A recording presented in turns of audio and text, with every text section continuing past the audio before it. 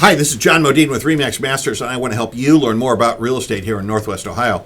And today's topic for my NWO real estate update is what can you do about a low appraisal if you are the buyer?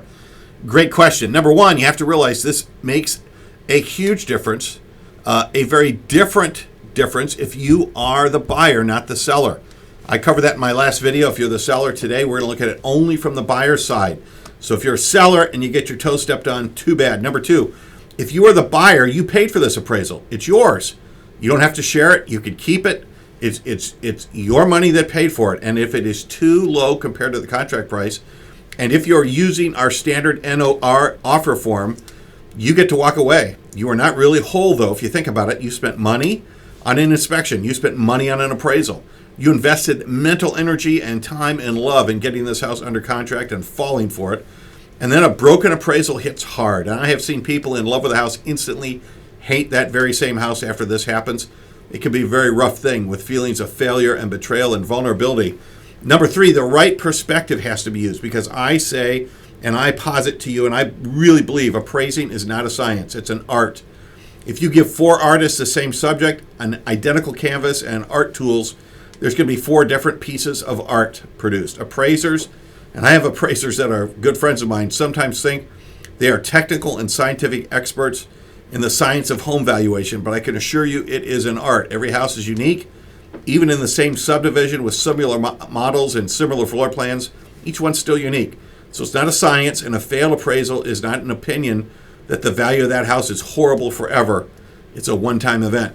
Number four, what can you do? Well, if I'm the buyer, I would only proceed if I believe that paying the contract price is in my best interest. That is assuming I could bring funds to closing.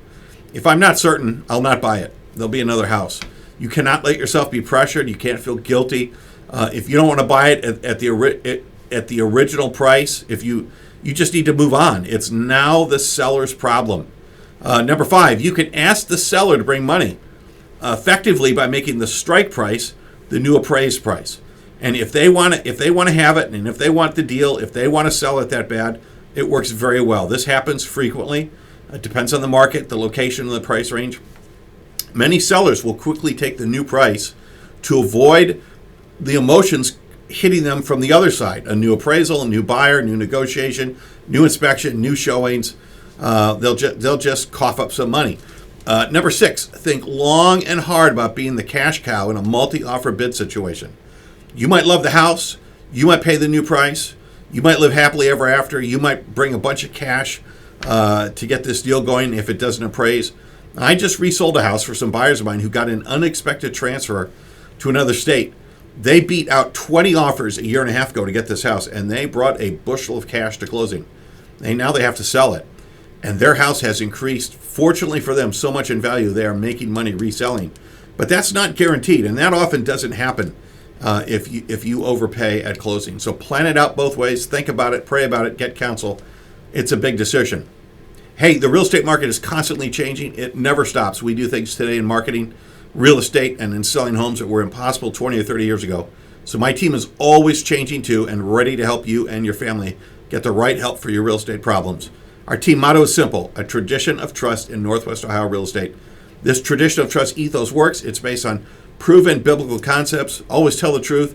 Always treat others better than you would want to be treated. And I can't wait to help you and more people like you buy, sell, manage, and grow their real estate holdings. Thanks for watching. If you have questions, if you need help, give me a call.